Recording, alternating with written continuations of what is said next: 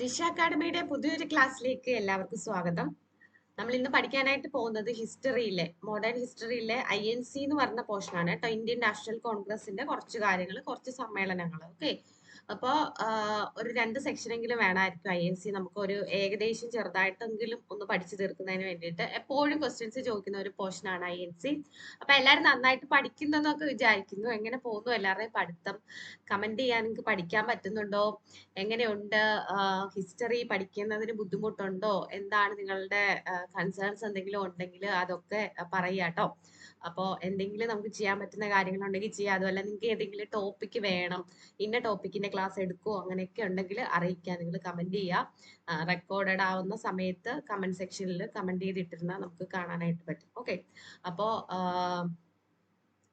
History പഠിക്കാൻ ഭയങ്കര ബുദ്ധിമുട്ടാണ്, ഹിസ്റ്ററി ഇഷ്ടമല്ല എന്നൊക്കെ പറഞ്ഞിട്ട് ഓൺലൈനൊക്കെ ക്ലാസ്സുകളിൽ ഒരുപാട് പേര് പറയാറുണ്ട്. പക്ഷെ ഞാൻ എപ്പോഴും പറയുന്ന ഒരു കാര്യം, ഹിസ്റ്ററിയിൽ ഇനി പുതിയതായിട്ടൊന്നും ആഡ് ആവില്ല അല്ലെ. ഹിസ്റ്ററി പോർഷനിൽ പുതിയതായിട്ടൊന്നും ആഡ് ആവില്ല. കാര്യം കഴിഞ്ഞ കാര്യങ്ങളാണല്ലോ നമ്മൾ പഠിക്കുന്നത്.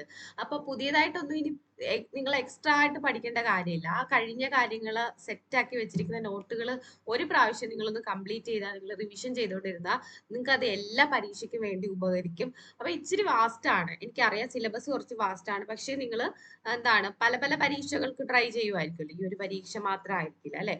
അപ്പൊ നിങ്ങൾക്ക് ഒരിക്കലും അതൊരു എന്താണ് യൂസ് അല്ലാത്ത കാര്യമായി മാറത്തില്ല. ഹിസ്റ്ററി നിങ്ങൾ ഒരുവിധമെങ്കിലും ഒന്ന് കംപ്ലീറ്റ് ചെയ്ത് വെച്ചാൽ, ഇയർ ഒക്കെ പാടാണ്, അത് എല്ലാവർക്കും പാടാണ്, ഇയർ ഒക്കെ ഓർത്ത് വെക്കാൻ പാടാണ്. കണ്ടിന്യൂസ്ലി റിവിഷൻ ചെയ്യുന്നത് കൊണ്ട് മാത്രമേ നമുക്ക് ആ ഇയേഴ്സ് ഒക്കെ നമ്മുടെ കയ്യിലേക്ക് എത്തുള്ളൂ കേട്ടോ.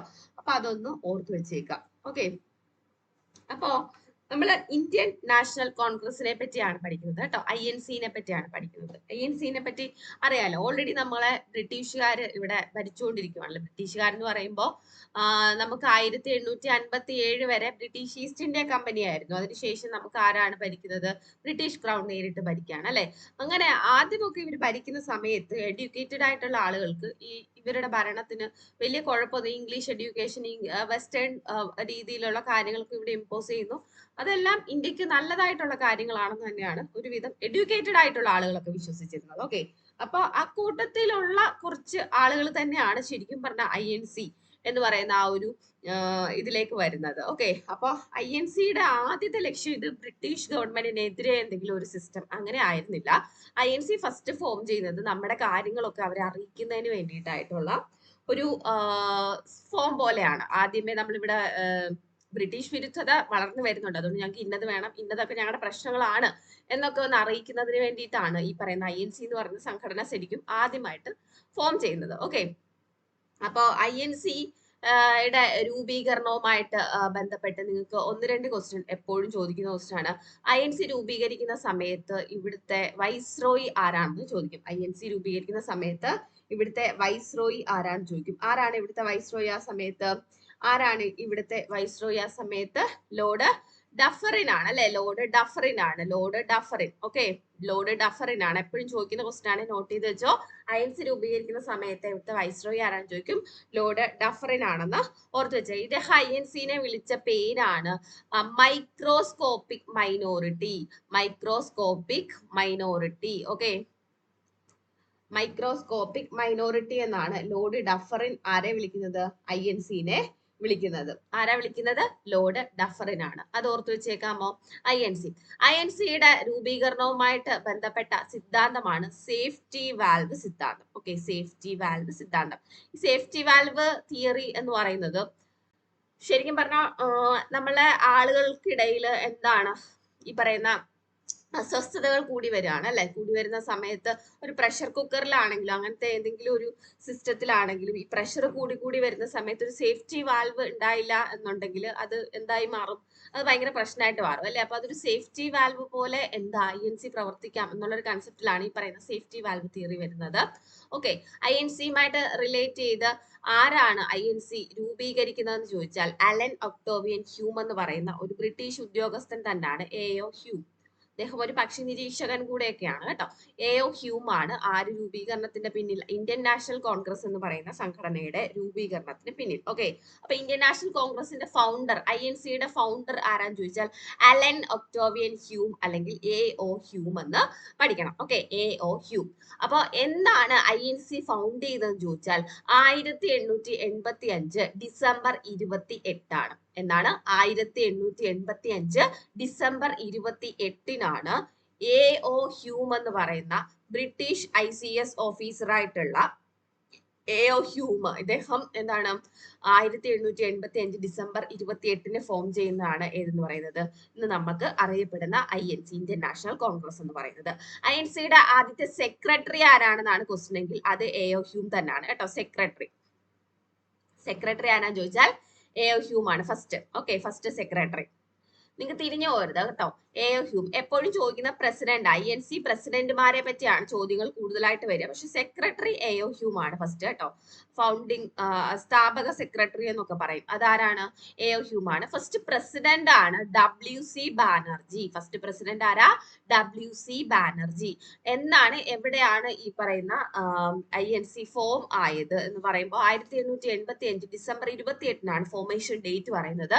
ബോംബെയിലാണ് കേട്ടോ. വഴിയെ പറയുന്നുണ്ട്, ഒന്നുകൂടി പറയാം. ബോംബെയിലാണ്. ബോംബെയിലെ ഗോകുൽദാസ് തേജ്പാൽ സാൻസ്ക്രിറ്റ് കോളേജ് എന്ന് പറഞ്ഞിട്ടുള്ള ഒരു കോളേജിന്റെ മൈതാനത്ത് വെച്ചിട്ടാണ് എന്ത് ഫോം ചെയ്യുന്നത്? INC ഫോം ചെയ്യുന്നത്. ഓക്കെ, അപ്പൊ ഈ ഫ്രീഡം മൂവ്മെന്റുകളൊക്കെ നടക്കുവാണ്. അപ്പൊ അതിന്റെ ബേസിസിൽ ഒരു റീഫോമിസ്റ്റ് ഓർഗനൈസേഷൻ ആയിട്ടാണ് എന്ത് ഫോം ചെയ്യുന്നത്? ഈ പറയുന്ന INC ഫോം ചെയ്യുന്നത് കേട്ടോ. INC ഫോം ചെയ്യുന്നത് ഓർത്ത് വെച്ചേക്ക. INC-യുടെ ഫോർമേഷനുമായിട്ട് ബന്ധപ്പെട്ട് 1885 ഡിസംബർ 28 എഒ ഹ്യൂം എന്ന് പറയുന്ന റിട്ടയർഡ് ആയിട്ടുള്ള ഒരു ബ്രിട്ടീഷ് ഉദ്യോഗസ്ഥൻ തന്നെയാണ് ഫോം ചെയ്യുന്നത്. ആ സമയത്ത് വൈസ്രോയി ലോർഡ് ഡഫറിൻ ആണ്. ലോർഡ് ഡഫറിൻ എന്താണ് വിളിച്ചത്? മൈക്രോസ്കോപ്പിക് മൈനോറിറ്റി എന്നാണ് INC-നെ വിളിച്ചത്. INC-യുടെ ഫസ്റ്റ് സെക്രട്ടറി ആരാന്ന് ചോദിച്ചാൽ അത് ആരാണ്? എഒ ഹ്യൂം തന്നെയാണ്. INC-യുടെ ഫസ്റ്റ് പ്രസിഡന്റ് ആരാന്ന് ചോദിച്ചാൽ അത് WC ബാനർജി ആണ്. INC എവിടെയാണ് ഫോം ചെയ്യുന്നത് ചോദിച്ചാൽ അത് ബോംബെയിലെ ഗോകുൽദാസ് തേജ്പാൽ സാൻസ്ക്രിറ്റ് കോളേജിന്റെ മൈതാനത്ത് വെച്ചിട്ടാണ്. ഓക്കെ, അത് ബോംബെയിലെ ഗോകുൽദാസ് തേജ്പാൽ സാൻസ്ക്രിറ്റ് കോളേജിൽ വെച്ചിട്ടാണെന്ന് ഓർത്തു വെച്ചേക്കാം. അപ്പോ ഈ പറയുന്ന ഫസ്റ്റ് സെഷൻ, അതിന്റെ INC-യുടെ ഫസ്റ്റ് സെഷൻ, ഇതിന് മുമ്പ് ഇതിന്റെ ചെറിയൊരു ഹിസ്റ്ററി ഒക്കെ ഉണ്ട്, ഞാൻ പറയാം കേട്ടോ. ഇപ്പോഴത്തെ മുംബൈ, അതായത് പണ്ടത്തെ ബോംബെ അല്ലെ, ഗോകുൽദാസ് തേജ്പാൽ സാൻസ്ക്രിറ്റ് കോളേജിൽ വെച്ചിട്ടാണ് ഇത് ഫോം ചെയ്യുന്നത്. ആക്ച്വലി ഇത് ശരിക്കും പറഞ്ഞാൽ പൂനെ ആയിരുന്നു. ഇതിന്റെ ഫസ്റ്റ് ഫോർമേഷൻ ആയിട്ട് അവർ വെച്ചിരുന്ന സ്ഥലം പൂനെ ആയിരുന്നു കേട്ടോ. പൂനെ. അപ്പൊ ചോദിക്കും നിങ്ങളുടെ അടുത്ത്, പൂനെയിൽ എന്ത് കാരണം കൊണ്ടാണ് പൂനെയിൽ നിന്ന് ഈ പറയുന്ന INC-യുടെ ഫസ്റ്റ് മീറ്റിംഗ് ബോംബെയിലേക്ക് ചേഞ്ച് ആയത്? പൂനെയിൽ നിന്ന് എന്തുകൊണ്ടാണ് ബോംബെയിലേക്ക് മാറിയത് എന്ന് ചോദിക്കുകയാണെങ്കിൽ പൂനെയിൽ പ്ലേഗ് രോഗം പടർന്നു പിടിച്ചുകൊണ്ടാണ് കേട്ടോ. പ്ലേഗ്. അപ്പൊ ഏത് രോഗം പടർന്നു പിടിച്ചത് കൊണ്ടാണ് പൂനെയിൽ നിന്നും ബോംബെയിലേക്ക് INC-യുടെ ഫസ്റ്റ് സെക്ഷൻ മാറ്റിയെന്ന് ചോദിച്ചാൽ പ്ലേഗ് രോഗം പടർന്നു പിടിച്ചത് കൊണ്ടാണെന്ന് ഓർത്തു വെച്ചേക്കാം. ഓക്കെ, പ്ലേഗ് അത് ഓർത്തു വെച്ചേക്കാമോ? ഡിസംബർ 28, 1885. അത് മറന്നു പോകരുതേ. ആദ്യമായിട്ട് എത്ര പേരാണ് INC-യുടെ ആദ്യത്തെ മീറ്റിംഗിൽ പങ്കെടുത്തതെന്ന് ചോദിക്കും. 72 പേരാണ് കേട്ടോ. നിങ്ങൾക്ക് അങ്ങോട്ടും ഇങ്ങോട്ടും തിരിഞ്ഞു പോകും. ഈ പറയുന്ന ഉപ്പ് സത്യാഗ്രഹത്തിൽ ആദ്യം പങ്കെടുത്തവരുടെ എണ്ണം 78 ആണ്. ഉപ്പ് സത്യാഗ്രഹത്തിൽ ആദ്യം പങ്കെടുത്തത് 78 പേരാണ്. ഈ പറയുന്ന INC സെക്ഷനിൽ ആദ്യത്തെ INC സെക്ഷനിൽ പങ്കെടുത്ത വ്യക്തികളുടെ എണ്ണം 72 ആണ്. അപ്പൊ ഉപ്പ് സത്യാഗ്രഹം ഇതും കൂടിയാണ് 72 78 കൂടിയാണ്. എപ്പോഴും തിരിഞ്ഞു പോകുന്നത് അല്ലെ, 78 72 കൂടി തിരിഞ്ഞു പോവില്ലേ? അപ്പൊ അങ്ങനെ ആകുമ്പോൾ നിങ്ങൾ ഓർക്കും, ഉപ്പ് സത്യാഗ്രഹത്തിന് പോയത് എങ്ങനെയാടാ? നടന്നല്ലേ പോയെ? നടന്നു വെച്ചാൽ നടക്കുന്നവരൊക്കെ എന്തായാലും വിചാരിച്ചാണ് ഇത് 8ന്റെ പണിയായി പോയല്ലോ, അങ്ങനെ വിചാരിച്ചിട്ടുണ്ടാവും അല്ലെ. അപ്പൊ നമുക്ക് ആ ഉപ്പ് സത്യാഗ്രഹത്തിന് പോയത്, ആ 8ന്റെ പരിപാടി അതങ്ങ് ഓർത്ത് വെച്ചേക്കാമോ? 78. തിരിഞ്ഞു പോകുന്നവർക്കാണ് ഇതൊക്കെ അറിയാവുന്നവർ ഇതൊക്കെ എന്ത് സിമ്പിൾ എന്ന് ആലോചിക്കും. പക്ഷെ അത് നിങ്ങൾ അറിയാവുന്നവര് വിട്ടേക്ക്, അറിയാത്തവർക്കാണ് പറഞ്ഞു തരുന്നത്. 78 പേരാണ് കേട്ടോ. 78 പേരാണ് ഉപ്പ് സത്യാഗ്രഹത്തിന് പങ്കെടുത്തത്. അവര് നടന്ന് അങ്ങ് പോയപ്പോഴത്തേക്കും അയ്യോ ഇത് 8ന്റെ പണിയായി പോയല്ലോ എന്ന് ഓർത്ത് കാണും എന്ന് പറയുന്ന ഒരു ചുമ്മാ ഒരു കോഡ് ഓർത്ത് വെച്ചേക്കാം കേട്ടോ. ഇവിടെ 72 പേരാണ് ഇന്ത്യയുടെ പല റീജിയൻസിൽ നിന്ന്. എല്ലാവരും എന്താണ് എഡ്യൂക്കേറ്റഡ് ആയിട്ടുള്ള ആൾക്കാരാ കേട്ടോ. INC സെക്ഷനിൽ പങ്കെടുത്തത് 72. ആദ്യത്തെ INC സെക്ഷനിൽ പങ്കെടുത്ത ആളുകളുടെ എണ്ണമാണ് പറഞ്ഞത്, 72 പേരാണ്. ഓക്കെ, അപ്പോ ഇന്ത്യയിൽ എന്താണ് ഉള്ള പൊളിറ്റിക്കൽ റീഫോംസ് എന്തൊക്കെയാണെന്നുള്ള കാര്യങ്ങൾ സംസാരിക്കുന്നതിന് വേണ്ടിയിട്ടാണ് ഈ പറയുന്ന INC ഫസ്റ്റ് സെക്ഷൻ വെക്കുന്നത് കേട്ടോ. അതൊന്ന് ഓർത്ത് വെച്ചേക്കാം. ഇനി ഈ പേര് INC ഇന്ത്യൻ നാഷണൽ കോൺഗ്രസ് എന്ന് പറയുന്ന പേര് നിർദ്ദേശിച്ചത് ആരാണെന്നൊരു ക്വസ്റ്റ്യൻ ഉണ്ട്. ഓക്കെ, ആരാണ് INCക്ക് ആ പേര് നെയിം ഇന്ത്യൻ നാഷണൽ കോൺഗ്രസ് ആരാണ് നിർദ്ദേശിച്ചതെന്ന് ചോദിച്ചാൽ ദാദാഭായി നവറോജിയാണ് കേട്ടോ. ദാദാഭായി നവറോജിയാണ്. എഴുതി വെക്കാമോ? ദാദാഭായി നവറോജിയാണ് INCക്ക് INC എന്ന് പറഞ്ഞ പേര് നിർദ്ദേശിച്ചു. ഇന്ത്യൻ നാഷണൽ കോൺഗ്രസ് എന്ന പേര് നിർദ്ദേശിച്ച ആരാന്ന് ചോദിക്കും. ആരാണ്? ദാദാഭായി നവറോജി ആണെന്നുള്ള കാര്യം ഓർത്ത് വെച്ചേക്കാം. ഓക്കെ, ഇതിന് എപ്പോഴും ചോദിക്കുന്ന ക്വസ്റ്റ്യൻസ് എന്തൊക്കെയാണെന്ന് പറയാമോ?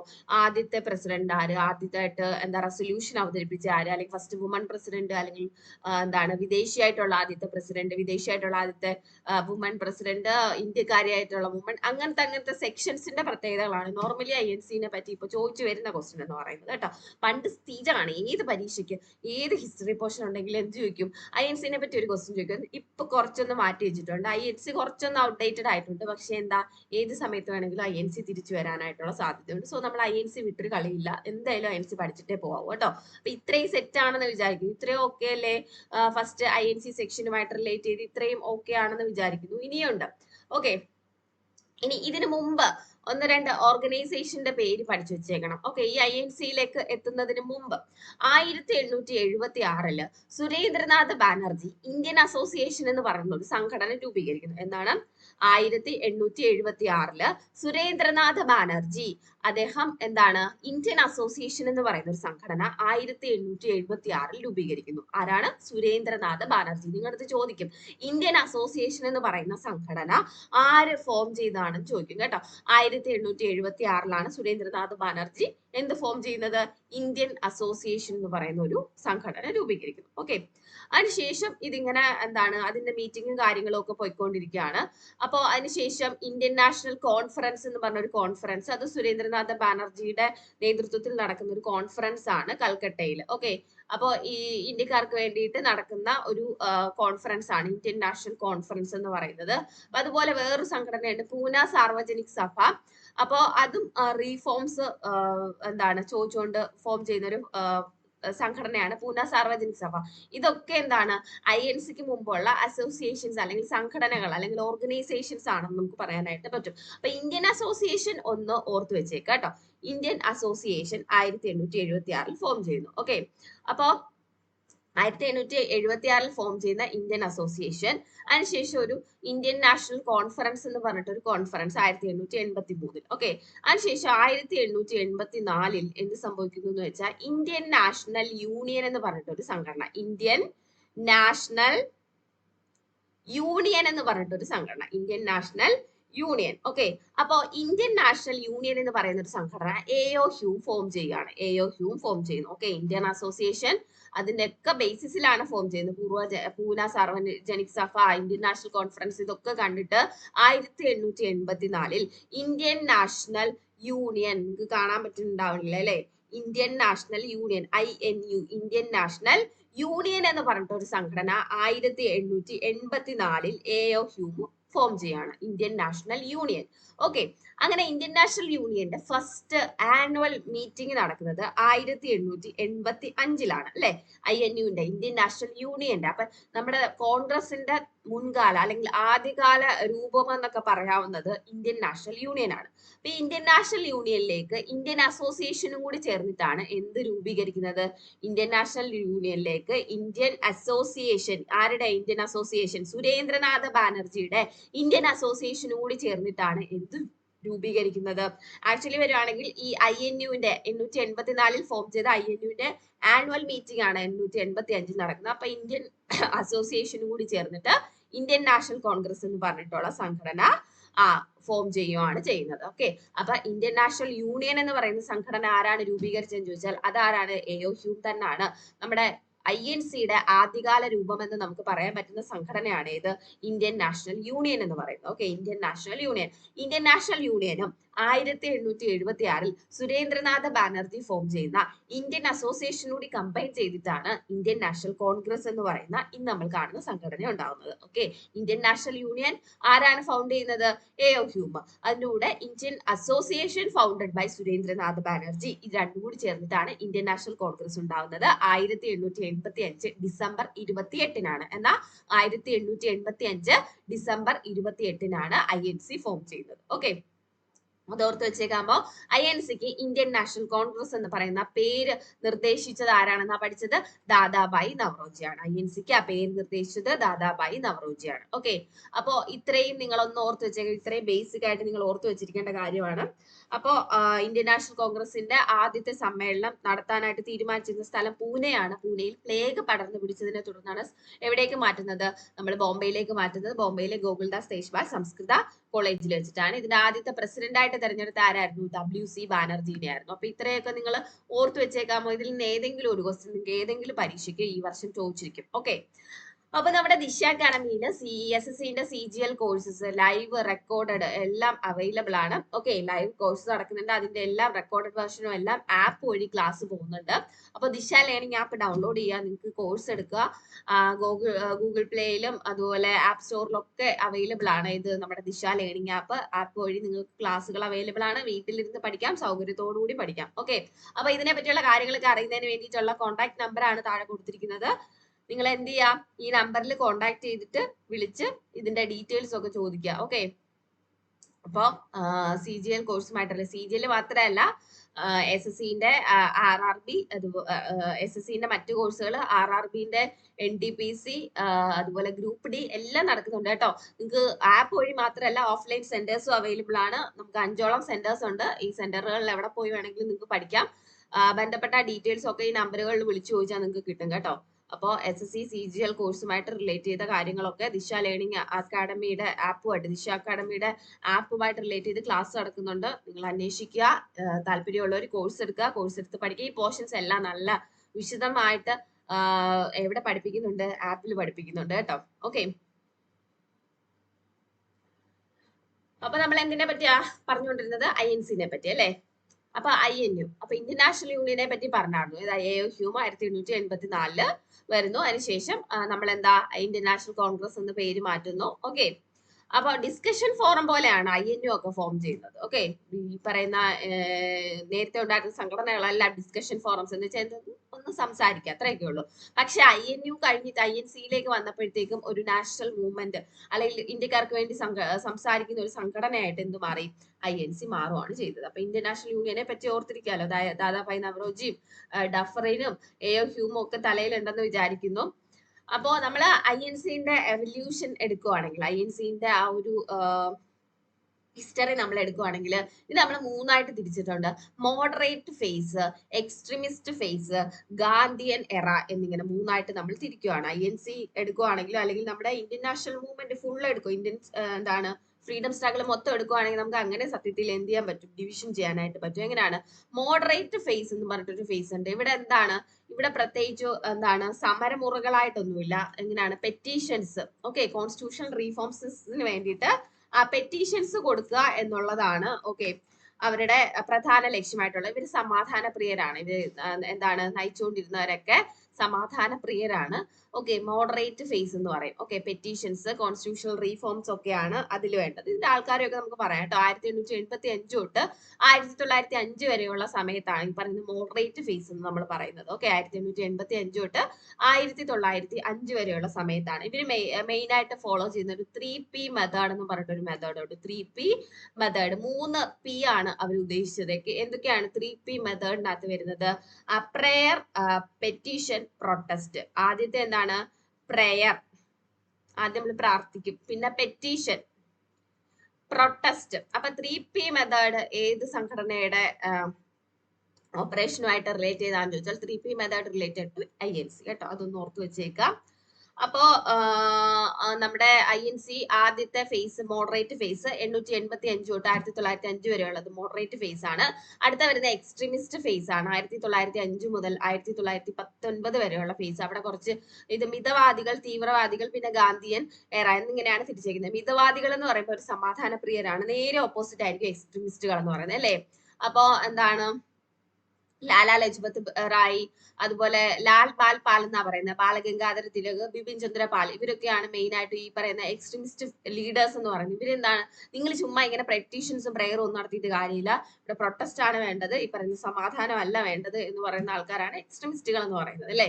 1919 വരെയാണ് എക്സ്ട്രീമിസ്റ്റ് ഫേസ് പറയുന്നത്. അതിനുശേഷം ഗാന്ധിജിയുടെ വരവോടുകൂടി പിന്നീട് ഗാന്ധിയൻ എറയിലേക്ക് പോവാണ്. ഗാന്ധിജി പിന്നെ INC-യുമായിട്ട് ചേർന്ന് ഫോം ചെയ്യുന്ന കുറച്ച് മാസ് മൂവ്മെന്റ്സ് ഉണ്ട്. ഏതൊക്കെയാണ് ഈ പറയുന്ന സിവിൽ ഡിസൊബീഡിയന്റ് മൂവ്മെന്റ്, അതുപോലെ non cooperation movement, quit India movement, മൂന്നെണ്ണമാണ് മെയിൻ ആയിട്ടും ഗാന്ധിജി INC-യുമായിട്ട് റിലേറ്റ് ചെയ്ത് നടക്കുന്ന മാസ് മൂവ്മെന്റ് അല്ലെ. അതിനകത്ത് ഒരുപാട് ഫലം കണ്ടു. പിന്നെ കുറെ പൂർണ്ണ സ്വരാജ്, ക്വിറ്റ് ഇന്ത്യ, അല്ലെങ്കിൽ അദ്ദേഹത്തിൻ്റെതായ കുറെ സമരമുറകൾ, അതിലെല്ലാം എന്താണ് ഈ പറയുന്ന നോൺ വയലൻസ് ഒക്കെയാണ് അദ്ദേഹം ഉയർത്തിപ്പിടിച്ചത്. അപ്പൊ മൂന്നായിട്ട് അവല്യൂഷൻ നമ്മൾ ഇങ്ങനെ പറയുന്നു: മോഡറേറ്റ്, എക്സ്ട്രീമിസ്റ്റ്, ഗാന്ധിയൻ എറ എന്ന് പറഞ്ഞിട്ട്. മോഡറേറ്റ് സമാധാന പ്രിയരാണ്, എക്സ്ട്രീമിസ്റ്റ് നേരെ തീവ്രവാദ വിഭാഗം എന്ന് പറയും. പിന്നീട് ഗാന്ധിജിയുടെ നേതൃത്വത്തിലുള്ള കുറച്ച് മാസ് മൂവ്മെന്റും കാര്യങ്ങളും ഒക്കെ ആയിട്ടാണ് INC സ്വാതന്ത്ര്യ സമരകാലത്ത് മുന്നോട്ട് പോയിക്കൊണ്ടിരുന്നത്. ഓക്കെ, അപ്പൊ അതൊന്ന് ഓർത്തു വെച്ചേക്കാം.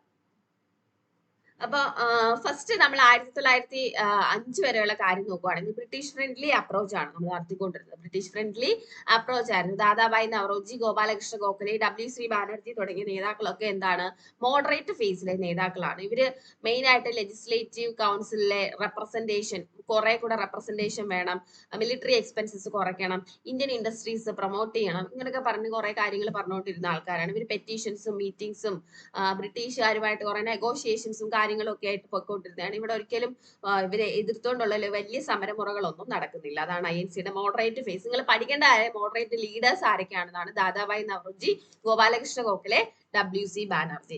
ഓക്കെ, എക്സ്ട്രീമിസ്റ്റ് ഫേസ് ആണെങ്കിലോ ബംഗാൾ പാർട്ടീഷന് ശേഷമാണ് ഈ പറയുന്ന എക്സ്ട്രീമിസ്റ്റ്. ഇവിടെ മിണ്ടാതിരുന്നിട്ടൊന്നും കാര്യമില്ല, അവർ തോന്നുന്ന കാര്യങ്ങൾ ചെയ്യുന്നു കണ്ടില്ലേ എന്ന് പറഞ്ഞിട്ടാണ് ഇത് എക്സ്ട്രീമിസ്റ്റ് ഫേസ് സ്റ്റാർട്ട് ചെയ്യുന്നത്. 1905-ലാണ് ബംഗാൾ പാർട്ടീഷൻ നടക്കുന്നത് അല്ലെ. അപ്പൊ എന്താണ്, ഈ ബ്രിട്ടീഷ് റൂളിനോട് എല്ലാവർക്കും ഭയങ്കരമായിട്ട് ഡിസാറ്റിസ്ഫാക്ഷൻ ഉണ്ടാവുകയാണ്. ആർക്കും ദഹിക്കാൻ പറ്റാത്ത കാര്യമായിരുന്നു ഈ ബംഗാൾ ഡിവിഷൻ എന്ന് പറയുന്നത്. അപ്പോ ആണ് ഈ ബാൽ പാൽ ലാൽ എന്ന് പറഞ്ഞിട്ട് ആരൊക്കെയാണ്, ബാലഗംഗാധര തിലക്, ലാലാ ലജ്പത് റായ്, ബിപിൻ ചന്ദ്രപാൽ, ഇവരാണ് മെയിൻ ആയിട്ടും എക്സ്ട്രീമിസ്റ്റ് ഫേസിന്റെ ലീഡേഴ്സ് എന്ന് പറയുന്നത്. 1907 ആയപ്പോഴത്തേക്ക് ഇവര് മോഡറേറ്റ്സുമായിട്ട് പിരിഞ്ഞിട്ട് എന്ത് പറ്റുന്നുണ്ട്, INC വിട്ട് മാറി നിൽക്കുന്നുണ്ട് കേട്ടോ. 1907-ലാണ് എക്സ്ട്രീമിസ്റ്റുകളും മോഡറേറ്റുകളും തമ്മിൽ പിരിയുന്ന സെക്ഷൻ എന്ന് പറയുന്നത്. സെക്ഷൻ പറയുമ്പോൾ പറയാം. ഓക്കെ, അതിന്റെ മെയിൻ ആയിട്ട് ഇവര് സ്വദേശി മൂവ്മെന്റ്, അതായത് ബ്രിട്ടീഷ് ഗുഡ്സ് ബോയ്ക്കോട്ട് ചെയ്യുക, national education movement, militant nationalism, ഇങ്ങനത്തെ കാര്യങ്ങളൊക്കെ കൊണ്ടാണ് ഈ എക്സ്ട്രീമിസ്റ്റ് ഫേസിൽ ഇവർ എന്ത് ചെയ്തുകൊണ്ടിരുന്നത്, എതിർത്തുകൊണ്ടിരുന്നത് ബ്രിട്ടീഷുകാരുടെ ഭരണത്തെ. അതിനുശേഷമാണ് ഈ പറയുന്ന ഗാന്ധിയൻ എറ വരുന്നത്. ഗാന്ധിജിയുടെ നേതൃത്വത്തിൽ പിന്നീട് മാസ് മൂവ്മെന്റും കാര്യങ്ങളുമായിട്ട് പോവായിരുന്നു. ഓക്കെ, അപ്പൊ അത്രയും ഒന്ന് ഓർത്ത് വെച്ചേക്കാം. ഇനി നമ്മൾ INC-യുടെ ഫസ്റ്റ് സെക്ഷനുമായിട്ട് റിലേറ്റ് ചെയ്ത് കുറച്ച് കാര്യങ്ങളാണ് പറയാനായിട്ട് പോകുന്നത്. 1885 ഡിസംബർ 28-നകത്ത് എന്താണ്, ആദ്യത്തെ സെക്ഷൻ ആണ് അല്ലെ, ഫസ്റ്റ് സെക്ഷൻ. ഫസ്റ്റ് സെക്ഷനിൽ നമ്മൾ ആരെയാണ് INC പ്രസിഡന്റ് ആയിട്ട് തിരഞ്ഞെടുക്കുന്നത്, ഉമേഷ് ചന്ദ്ര ബാനർജി അല്ലെങ്കിൽ W.C. ബാനർജി ആണ് കേട്ടോ. W.C. ബാനർജി 2 പ്രാവശ്യം INC പ്രസിഡന്റ് ആയിട്ട് തിരഞ്ഞെടുക്കപ്പെട്ട ആദ്യത്തെ വ്യക്തിയാണ് W.C. ബാനർജി. 1885-ൽ തിരഞ്ഞെടുക്കുന്നതിന്റെ കൂടെ അടുത്ത 1892-ലും അദ്ദേഹം തിരഞ്ഞെടുക്കുന്നുണ്ട് കേട്ടോ. 1892-ലും അദ്ദേഹം തിരഞ്ഞെടുക്കുന്നുണ്ട്. അതൊന്ന് ഓർത്തു വെച്ചേക്കാം. 2 പ്രാവശ്യം INC പ്രസിഡന്റ് ആവുന്ന ആദ്യത്തെ വ്യക്തിയാണ് W.C. ബാനർജി എന്ന് പറയുന്നത്. ഓക്കെ, അപ്പൊ INC-യുടെ ഫസ്റ്റ് മീറ്റിംഗിൽ എത്ര പേരായിരുന്നടാ പങ്കെടുത്തത്, 72 പേരായിരുന്നു പങ്കെടുത്തത് അല്ലെ. 72 പേര്.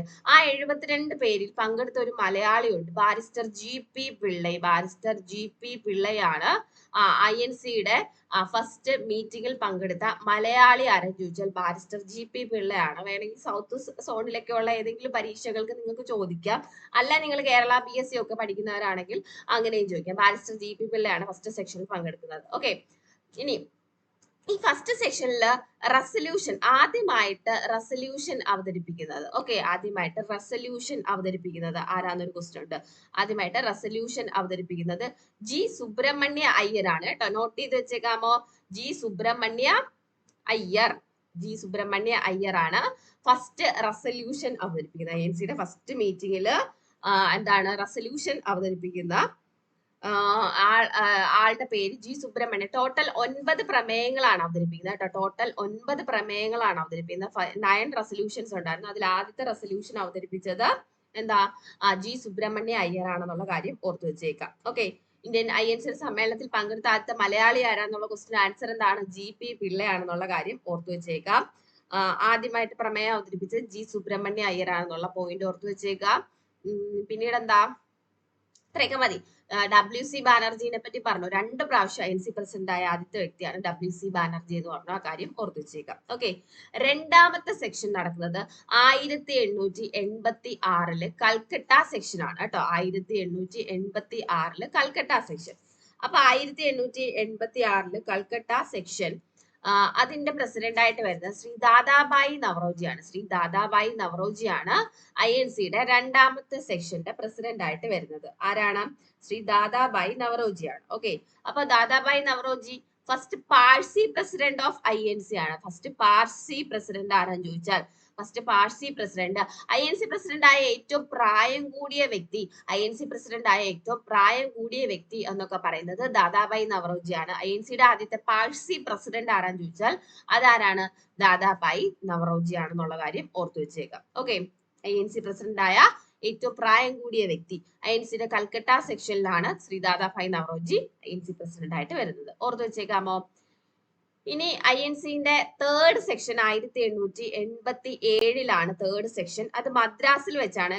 ഇമ്പോർട്ടന്റ് ആയിട്ടുള്ള എല്ലാ സെക്ഷനും ഞാൻ ഒരു ക്ലാസ്സും കൂടി എടുത്ത് നിങ്ങൾക്ക് കംപ്ലീറ്റ് ചെയ്യും കേട്ടോ. INC നിങ്ങൾ അത്രയും പഠിക്കാനായിട്ട്. അപ്പൊ അതിനകത്ത് INC പ്രസിഡന്റ് ആവുന്നത് ബദറുദ്ദീൻ തിയാബ്ജി ആണ്. INCയുടെ ആദ്യത്തെ മുസ്ലിം പ്രസിഡന്റ് ആണ്. First Muslim president of INC. ആദ്യമായിട്ട് സൗത്ത് ഇന്ത്യയിൽ വെക്കുന്ന INC സെക്ഷൻ ആണ് third INC section. First south Indian section of INC ഏതാന്ന് ചോദിച്ചാൽ തേർഡ് INC സെക്ഷൻ ആണ്. 1887 അതിൽ INC പ്രസിഡന്റ് ആയിട്ട് തെരഞ്ഞെടുക്കപ്പെടുന്നത് ബദറുദ്ദീൻ തിയാബ്ജി ആണ്. ബദറുദ്ദീൻ തിയാബ്ജി. ബദറുദ്ദീൻ തിയാബ്ജി ആരാണ്? ബദറുദ്ദീൻ തിയാബ്ജി എന്ന് പറയുന്നത് first Muslim president of INC ആണെന്ന് ഓർത്തു വെച്ചേക്കുക. First Muslim president of INC ആരാണ്? ബദറുദ്ദീൻ തിയാബ്ജി. മദ്രാസ് സെക്ഷൻ 1887. ഓക്കെ, ഓർത്തു വെക്കണേ അത്രയും. അടുത്തത് വരുന്നത് ഏറ്റവും ഇമ്പോർട്ടന്റ് ആണ്. INC പ്രസിഡന്റ് ആവുന്ന ആദ്യത്തെ വിദേശി വരുന്ന സെക്ഷൻ ആണ് ജോർജ് യൂൾ ആണ്. ജോർജ് യൂള് അലഹബാദിൽ വെച്ച് നടക്കുന്ന സെക്ഷൻ ആണ് 1888. അപ്പൊ ഇന്ത്യയുടെ INCയുടെ ആദ്യത്തെ വിദേശി പ്രസിഡന്റ്, സെക്രട്ടറി അല്ലേ പ്രസിഡന്റ്, നിങ്ങൾ ക്വസ്റ്റ്യൻ നോക്കിയാണ് ആൻസർ ചെയ്യാനായിട്ട്. അപ്പൊ പ്രസിഡന്റ് ആവുന്ന ആദ്യത്തെ വിദേശിയാണ് ജോർജ് യൂൾ എന്ന് പറയുന്നത് കേട്ടോ. ജോർജ് യൂള് നോട്ട് ചെയ്ത് വെച്ചേക്ക. ഏതാണ് section? Allahabad section 1888 fourth section ആണ് കേട്ടോ. Fourth section. ഓക്കെ, അടുത്ത സെക്ഷനിൽ ഒരു എന്താണ് വിദേശിയാണ്. 1889 ബോംബെ സെക്ഷനിൽ സർ വില്യം വെതർബൺ ആണ്. സർ വില്യം വെതർബൺ ആണ്. ഓക്കെ, വില്യം വെതർബൺ ആണ് INCയുടെ രണ്ടാമത്തെ വിദേശിയായിട്ടുള്ള ഇംഗ്ലീഷുകാരനായിട്ടുള്ള പ്രസിഡന്റ് എന്ന് പറയുന്നത് വില്യം വെതർബൺ. ആദ്യത്തെ ആരാണ്? ജോർജ് യൂൾ ആണ്. ജോർജ് യൂൾ ആണ് ആദ്യത്തെ വിദേശിയായിട്ടുള്ള പ്രസിഡന്റ്. രണ്ടാമത്തത് സർ വില്യം വെതർബൺ ആണെന്നുള്ള കാര്യം ഓർത്തു വെച്ചേക്കുക. 1889 ബോംബെ സെക്ഷനിൽ വെച്ചിട്ടാണ് ആദ്യമായിട്ട് ഒരു വിദേശി INCയുടെ പ്രസിഡന്റ് ആവുന്നത്. അപ്പൊ ഇത്രയും സെറ്റ് ആണോ? 85 WC ബാനർജി, 86 ദാദാബായി നവറോജി, 87 ആരാണ്? ബദറുദ്ദീൻ തിയാബ്ജി, 88 വരുന്നത് ജോർജ് യൂള്, 89 വില്യം വെതർബൺ. അപ്പൊ ഈ വില്യം വെതർബൺ എന്ന് പറയുന്നത് 1889 നമ്മളെ ഇന്ത്യൻ നാഷണൽ കോൺഗ്രസിന്റെ 1889 INCയുടെ 1889 ഇത് ഒരു ക്വസ്റ്റ്യൻ ആയിട്ട് ഒരു പ്രാവശ്യം ചോദിച്ചിട്ടുണ്ട്. INCയുടെ ഒരു ശാഖ ലണ്ടനിൽ ആരംഭിക്കുന്നുണ്ട്. അത് എന്താ? ബ്രിട്ടീഷ് കമ്മിറ്റി എന്നാണ് അതിന്റെ പേര് കേട്ടോ. ബ്രിട്ടീഷ് കമ്മിറ്റി എന്നാണ് അതിന്റെ പേര്. British committee. അപ്പൊ 1889 ലണ്ടനിൽ INCയുടെ ഒരു ശാഖ ആരംഭിക്കാൻ നേതൃത്വം കൊടുക്കുന്നത് ഈ വില്യം വെതർബൺ ആണ് കേട്ടോ. വില്യം വെതർബൺ ആണ്. 1889 ബ്രിട്ടീഷ് കമ്മിറ്റി എന്ന് പറഞ്ഞിട്ട് INCയുടെ ഒരു ശാഖ ആരംഭിക്കുന്നത് വില്യം വെതർബൺ ആണ്. അപ്പൊ ഈ ബ്രിട്ടീഷ് കമ്മിറ്റിയുടെ ഫസ്റ്റ് പ്രസിഡന്റ് ആണ് ആരെന്ന് പറയുന്നത്? വില്യം വെതർബൺ. ഇതൊന്ന് നോട്ട് ചെയ്ത് വെക്കാമോ? INCയുടെ 1889 INCയുടെ ഒരു ശാഖ ബ്രിട്ടീഷ് കമ്മിറ്റി എന്ന പേരിൽ ലണ്ടനിൽ ആരംഭിക്കുന്നത് വില്യം വെതർബൺ ആണ്.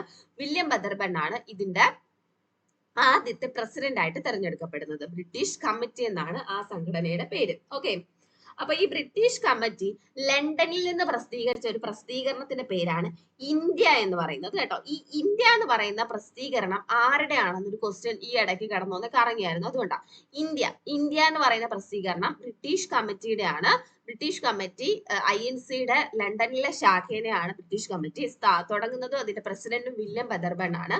വില്യം വെതർബണിന്റെ നേതൃത്വത്തിലുള്ള ബ്രിട്ടീഷ് കമ്മിറ്റിയുടെ പുറത്തിറക്കുന്ന ബ്രിട്ടീഷ് കമ്മിറ്റിയുടെ പ്രസിദ്ധീകരണമാണ് ഈ പറയുന്ന ഇന്ത്യ എന്ന് പറയുന്നത് കേട്ടോ. ഇന്ത്യ അത് ഓർത്ത് വെച്ചേക്കുക. ഇന്ത്യ എന്ന് പറഞ്ഞ പ്രസിദ്ധീകരണം ബ്രിട്ടീഷ് കമ്മിറ്റി പുറത്തിറങ്ങി 1890 ഈ ഇന്ത്യ എന്ന് പറഞ്ഞ പ്രസിദ്ധീകരണം സ്റ്റാർട്ട് ചെയ്തത്. അപ്പൊ ഇന്ത്യ എന്ന് പറഞ്ഞ പ്രസിദ്ധീകരണത്തെ പറ്റി ഈ ഇടയ്ക്ക് ക്വസ്റ്റ്യൻ ഉണ്ടായിരുന്നു. അതുകൊണ്ട് ഒന്ന് നോട്ട് ചെയ്ത് വെച്ചേക്കാമോ. വില്യം വെതർബൺ ഇന്ത്യ എന്ന് പറയുന്ന എന്താണ് പ്രസിദ്ധീകരണം ബ്രിട്ടീഷ് കമ്മിറ്റി അത് 1789 INCയുടെ ഒരു ശാഖ വില്യം വെതർബൺ ആണ് സ്റ്റാർട്ട് ചെയ്യുന്നത്. നോട്ട് ചെയ്ത് വെച്ചേക്കണേ. ഓക്കെ.